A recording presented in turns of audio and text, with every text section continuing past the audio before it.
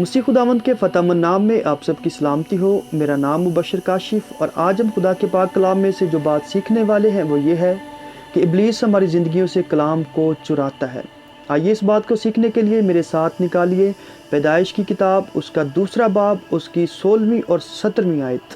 کلام خدا میں یوں لکھا ہے، اور خداوند خدا نے آدم کو حکم دیا اور کہا کہ تو باغ کے ہر درخت کا پھل بے روک ٹوک کھا سکتا ہے، لیکن نیک و بد کی پہچان کے درخت کا کبھی نہ کھانا، کیونکہ جس روز تو نے اس میں سے کھایا تو مرا۔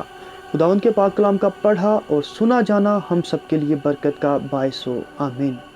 میرے عزیزو، آج کا یہ جو حوالہ ہم نے کوڈ کیا، یہ جو ریفرنس ہم نے پڑھا، اس میں ہمیں یہ نظر آ رہا ہے کہ خدا آدم کو ایک شریعت دے رہے ہیں، اور یہ جو پہلے انسان کو پہلی شریعت دی گئی یہ زبانی شریعت تھی، اور ایک ہی حکم پر یہ محیط تھی، ایک ہی حکم پر اس کا دار و مدار تھا۔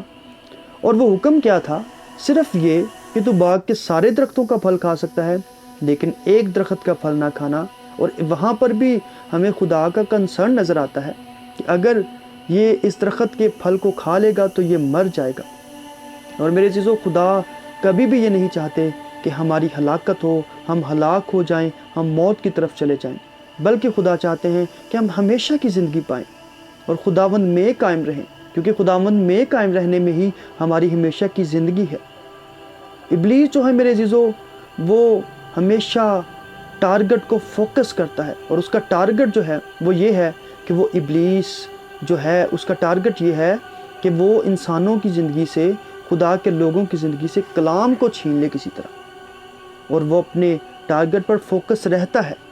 اگر ہم دیکھیں پیدائشی کی کتاب، اس کا 3 باب، اس کی پہلی آیت، یہاں پر لکھا ہے، اور سانپ کل دشتی جانوروں سے جن کو خداوند خدا نے بنایا تھا چلاک تھا، اور اس نے عورت سے کہا، کیا واقعی خدا نے کہا ہے کہ باغ کے کسی درخت کا پھل تم نہ کھانا؟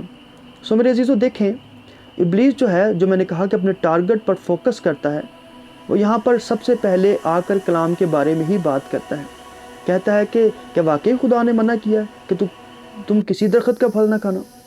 تو یہاں پر ابلیس جو ہے وہ ہوا کے دل میں یہ وسوسہ، یہ شک پیدا کرتا ہے کلام کے بارے میں کہ واقعی خدا نے یہ کہا ہے یا تسی اپنے کو گل بنائی۔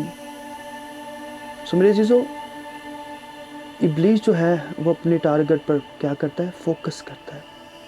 لیکن عورت نے کہا کہ نہیں، سارے درختوں کا پھل کھانے سے منع نہیں کیا، صرف اس درخت کا پھل کھانے سے منع کیا ہے۔ تو وہ ریزن پوچھتا ہے، تو ہوا بتاتی ہے کہ اس کا ریزن یہ ہے کہ اگر ہم اس میں سے کھا لیں گے تو ہم مر جائیں گے۔ تو ابلیس اس بات کو، اپنا جو ٹارگٹ ہے اس کو فوکس کرنا شروع کرتا ہے، اور کہتا ہے کہ خدا یہ جانتا ہے کہ اگر تم اس درخت کا پھل کھا لو گے تو تم خدا کی مانند نیک و بد کی پہچان کرنے والے بن جاؤ گے، تم خدا کی مانند بن جاؤ گے۔ میرے عزیزو، کیا گناہ کر کے کوئی خدا کی مانند ہو سکتا ہے؟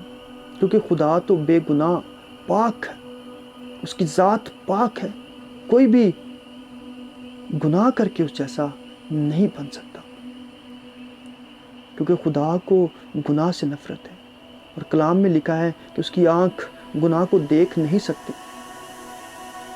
تو کیسے کوئی گناہ کر کے میرے عزیزو خدا کی مانند بن سکتا ہے؟ ابلیس یہ بات اس کے دل میں ڈالتا ہے کہ اگر تم اس درخت کا پھل کھا لو گے تو تم خدا کی مانند ہو جاتے ہیں، اور وہ کامیاب ہوتا ہے۔ جب ہم کمزور پڑ جاتے ہیں، جب ہمیں کوئی چیز اچھی اور خوبصورت لگنے لگ جاتی ہے، تو میرے عزیزو تب ہم ابلیس کے شکنجے میں آ جاتے ہیں، کیونکہ وہ ہمارے ویک حصے پر، ہماری کمزور حصے پر وار کرتا ہے، اور کلام کو سب سے پہلے ہماری زندگیوں سے چھیننے کی کوشش کرتا ہے، کیونکہ اس کو پتہ ہے کہ اگر اس میں سے ایک کلام نکال لیا جائے تو یہ میرا ہے، اور اگر کلام ہماری زندگیوں میں ہے تو ہم خدا کے ہیں۔ میرے عزیزو، ہمیں کلام کو ویلیو دینی ہے، ہمیں کلام کو اپنے دل میں رکھنا ہے، کیونکہ داؤد کہتا ہے کہ میں نے تیرے کلام کو اپنے دل میں رکھا ہے۔ کلام جو ہے وہ دل میں رکھنے کی جگہ ہے، اس پر عمل کرنے کے لیے اس کو اپنے پاس رکھنا ہے، کیونکہ کلام جو ہے وہ ہمیں تمام طرح کی برائیوں سے محفوظ رکھتا ہے۔ ایک مصنف ہے ڈی ایم موڈی، وہ لکھتے ہیں کہ گناہ جو ہے وہ ہمیں کلام سے روکتا ہے، اور کلام جو ہے وہ ہمیں گناہ سے دور رکھتا ہے۔ اس لیے ابلیس چاہتا ہے کہ ہم گناہ کریں، لیکن کلام ہمیں گناہ سے بچاتا ہے۔ لیکن اگر ہم گناہ کرتے ہیں تو ہم کلام سے دور رہتے ہیں۔ سو میرے عزیزو، ہم نے کلام کو چننا اور اپنی زندگی میں رکھنا ہے تاکہ ہم گناہ سے بچ رہیں۔ خداوند آپ سب کو بڑی برکت دے، آمین۔